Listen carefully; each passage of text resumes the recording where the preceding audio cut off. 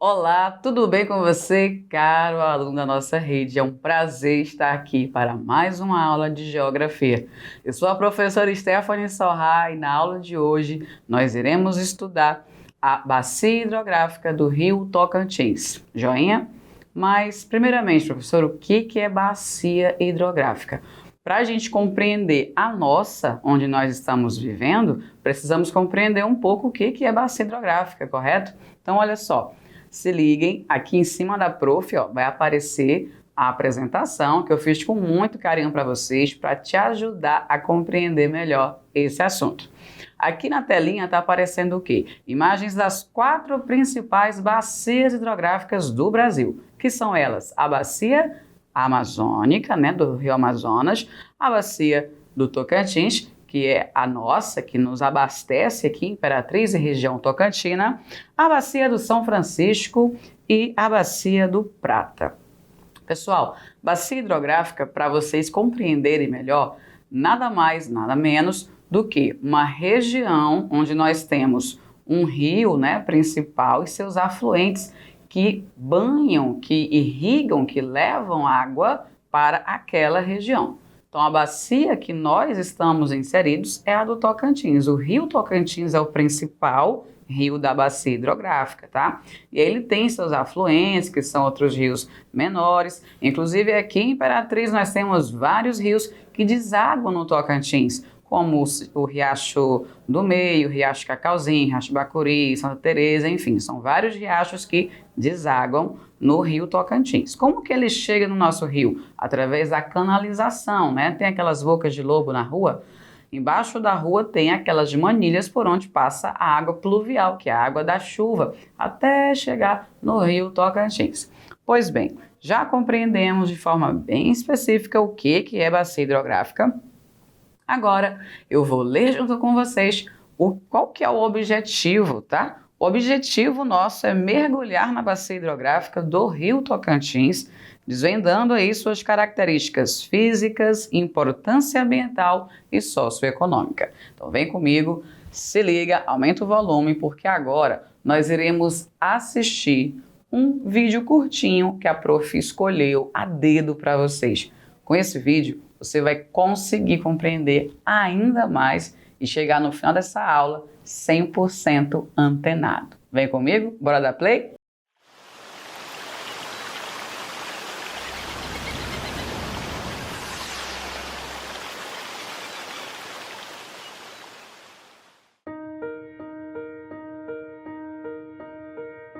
O nosso planeta tem cerca de 1,4 bilhões de quilômetros quadrados de água. 97% dela é salgada. Os outros 3% são gelo, concentrado nas calotas polares. 0,001% do total é água doce, o que resta para nós utilizarmos. Desses 0,001%, o Brasil detém 12%. Um número importante que retrata bem o desequilíbrio das águas no país. Na Amazônia, com apenas 7% da população, estão 70% das águas superficiais brasileiras. Nas regiões Sudeste e Nordeste, com 70% da população, estão apenas 9% dos recursos hídricos superficiais disponíveis. Enquanto chove na Amazônia quase 3.000 milímetros anuais, no Nordeste, a precipitação média anual nos últimos 2 anos não tem ultrapassado os 800 milímetros, 1/3 que chove normalmente na região amazônica. Fazer a gestão desse recurso tão escasso ultimamente é obrigação de todos. E tudo começa pela bacia hidrográfica. Mas o que é bacia hidrográfica? É uma região que possui diversos cursos de água que convergem para um rio principal. Toda a chuva que cai na região escoa também para este rio, formando uma única foz. Uma parcela da chuva que cai nessa região volta para a atmosfera em forma de evaporação, e outra é armazenada no subsolo para gerar os aquíferos, grandes reservatórios subterrâneos. São 12 regiões hidrográficas espalhadas pelo território nacional. São elas que irrigam e espalham as águas por todos os cantos do país. E o melhor lugar para armazenar a água que cai da chuva é o solo. Se você faz um manejo adequado da agricultura, você mantém a água no solo. E essa água no solo, então, ela vai abastecer os mananciais na época de seca. Isso não acontece nas cidades. Sem vegetação, o asfalto, o concreto e o cimento tomam conta do cenário. Deixam a superfície impermeabilizada, não permitindo que a água das chuvas penetre e fique armazenada no solo. Então, o que fazer? Gestão de água é igual gestão de dinheiro. Ou seja, de forma didática, gerenciar uma bacia hidrográfica é como gerenciar dinheiro. O quanto temos são as águas superficiais e subterrâneas que existem na bacia. O quanto gastamos são as águas utilizadas pela cidade ou pelo campo. O quanto ganhamos são as águas da chuva que caem. Mas como saber o que estamos ganhando? Com o pluviômetro, você mede a quantidade de chuva que está entrando. Somando com o que choveu mais a água que está disponível no subsolo, você fica sabendo o quanto poderá gastar. Mas como saber o que estamos gastando? Para fins agrícolas, é medir a água evapotranspirada pela planta. A evapotranspiração é a soma da água que evapora do solo com a transpiração da planta.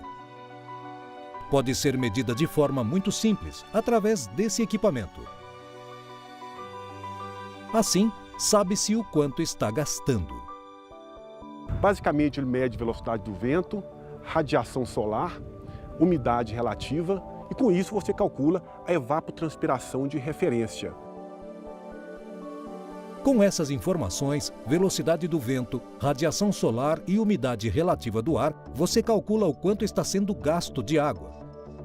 Isso permite gerenciar o que pode ou não ser retirado da bacia. Como medir o que temos? As águas superficiais são medidas com pluviômetros. As águas subterrâneas são medidas de forma diferente. E esta é uma das formas de medir o que está no subsolo. Neste caso, vem um técnico com uma trena e ele mede a profundidade desse lençol freático. Essas informações auxiliam na tomada de decisão, ou seja, quanto se poderá retirar e, assim, gerenciar as águas de uma bacia hidrográfica.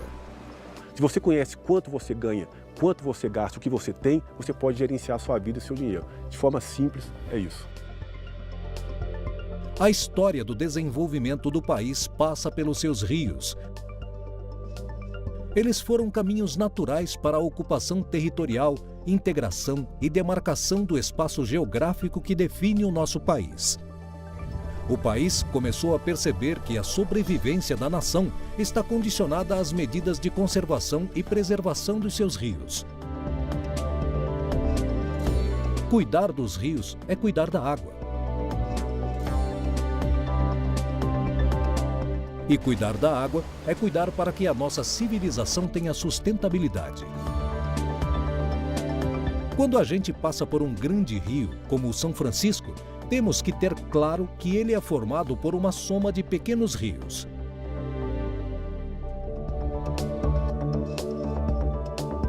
Então esse córrego Buriti Vermelho, ele deságua no Rio Estreito, do Rio Estreito vai para o Preto para o Paracatu e o Paracatu para o Grande São Francisco. Os pesquisadores da Embrapa estudam essa nascente. Fazem medições da água superficial dessa bacia, aqui em Planaltina. Esse equipamento acompanha e registra a cada 5 minutos a variação do nível da água do córrego Buriti Vermelho. E com essa informação a gente consegue planejar o uso da água nessa bacia, o quanto de água que pode ser utilizada na irrigação. Conseguimos também usar nos modelos hidrológicos para fazer simulação em outras bacias.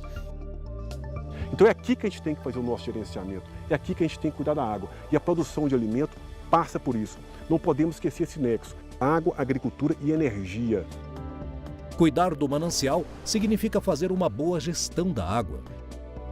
E gestão da água é possibilitar que todos os públicos tenham acesso a ela de maneira igualitária. É responsabilidade nossa da pesquisa agropecuária garantirmos um uso seguro, inteligente e sustentável desse recurso tão crítico para o nosso presente e para o nosso futuro.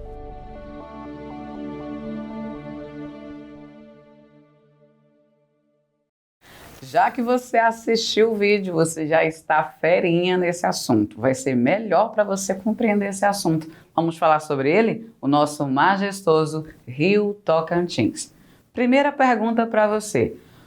O que vocês sabem sobre o Rio Tocantins? Onde ele nasce? Onde ele deságua? Quais são os seus principais afluentes? Qual é a importância dele para a nossa região? Já se perguntaram isso? Vamos lá.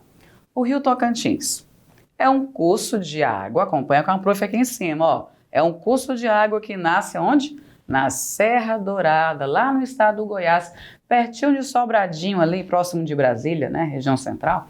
É lá que o nosso rio nasce.